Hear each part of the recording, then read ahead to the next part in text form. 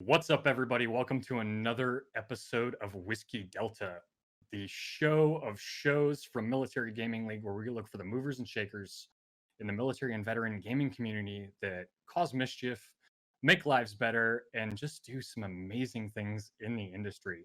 I'm Mike Karnowski, aka Devil. The details we're getting into today are with the none other than the super awesome, amazing. We've worked with her before, Lucymae. She's fabulous. She's fun. She's fantastic. She brings the hype every time. She is the dawn of the lipstick mafia. And if you catch her streams, you're in for some fun. Lisa Milambri, aka Lucymae, thank you. Welcome to Whiskey Delta. Dang, Mike. Okay, thank you. What a fantastic introduction. It was rehearsed about 5 times, just letting you know. Just kidding. I That was actually your first run. I'm impressed. so let's get right into it. What was it like for you growing up in a military household? What was it like? I mean, I you can't compare childhoods, right? When for yourself because that you only have the childhood you had. And so for me it was just, we were on base and that was what my early years were. It was a lot of like my dad met my mom when he was stationed in Korea.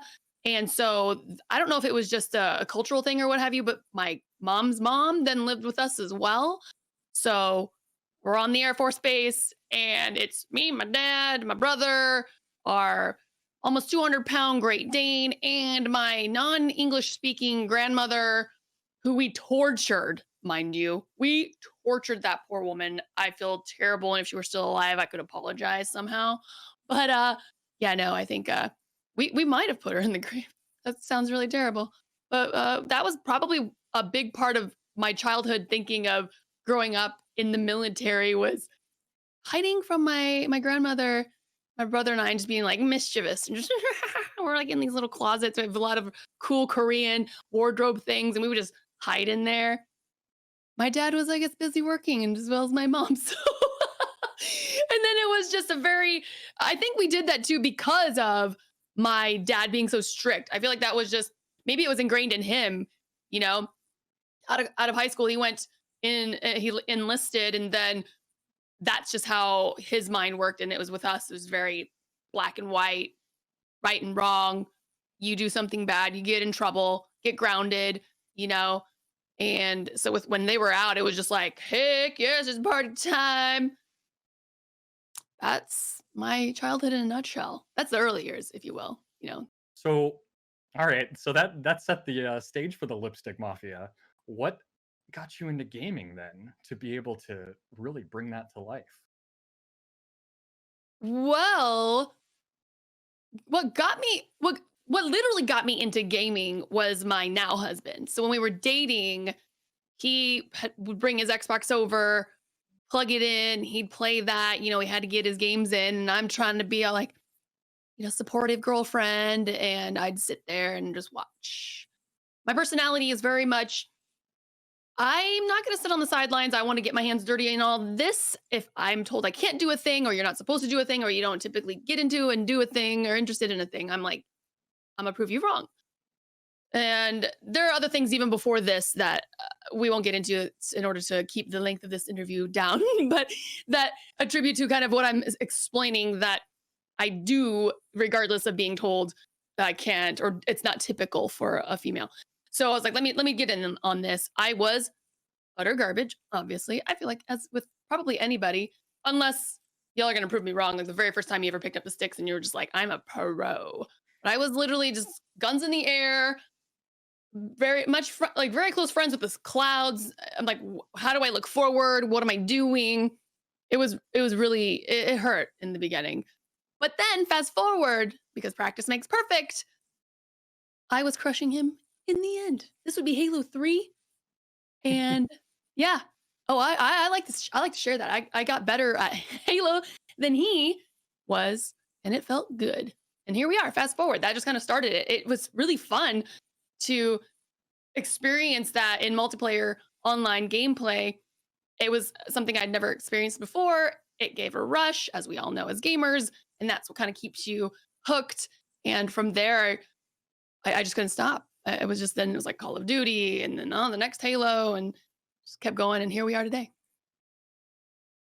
So building off of that, then what got you into interviewing other folks and being this now huge, massive influencer, and causing mischief on just such a wider scale? So what took you to that next level? Oh, I appreciate it. But I wouldn't by any means consider myself a huge influencer or what have you. I think maybe what helped set me apart was that I already came into the industry with some on camera experience. I was previously my 9 to 5, if you will, was in the modeling industry and television, film, commercials. So I was familiar with being on set and speaking into a camera and working with production crews and whatnot. So basically my gaming became my hobby for my downtime when I wasn't working, and then streaming became, was started up, and I was like, I might as well be doing that since I'm gaming. Why not? And that just kind of, I just kind of took off with that and realized I liked gaming more than going to my auditions. So that was interesting for me to get an understanding of that of myself, that I was choosing to not go to work that was paying the bills because I wanted to play games. And I'm like, okay, so there's that in itself is already posing a problem, right? And so I'm like, how do I make this so that it makes sense financially? And so for me, it was, I just love video games so much and I'm so passionate about it. I also enjoy being on camera, talking to people and creating content, and especially on a bigger scale, because I'm only one person, because I try to do that a little bit with my streams. We're all, as streamers, we're only one person for the most part, and there's only so much you can do, as a one person production. So being able to work on a bigger production where there's lots of parts moving and to see the outcome of that, bringing in then my knowledge and experience with my passion for games, and just being able to, I just decided, no, I'm going to do that into wherever that applies in the video game industry.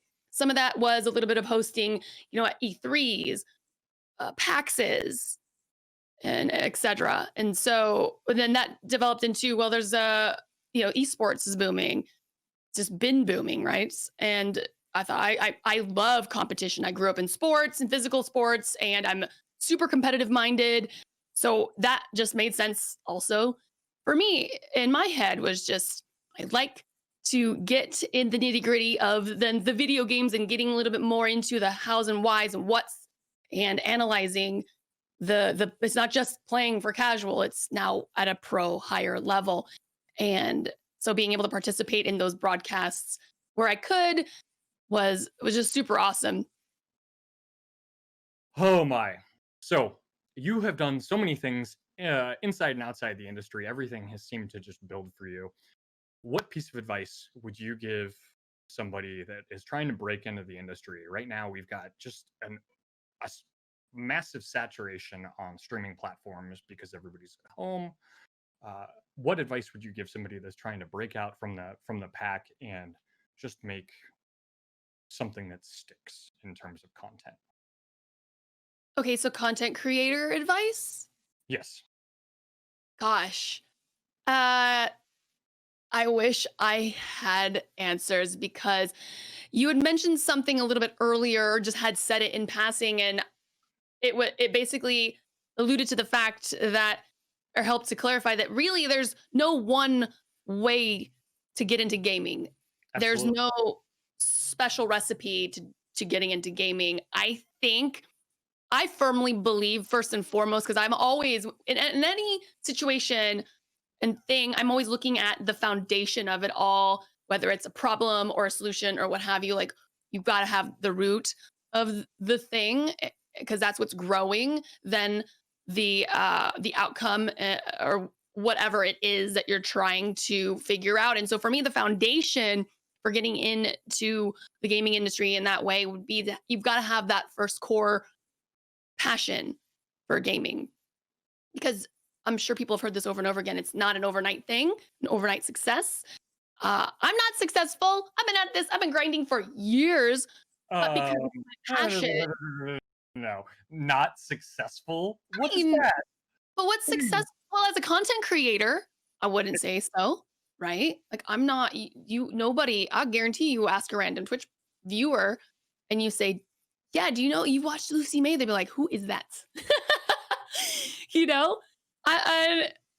So I don't know. It's the passion that keeps me going because I could have given up a long ago, right? Because if you're thinking, I'm going to turn what I like to do on my free time into money, that is a bad attitude, in my opinion.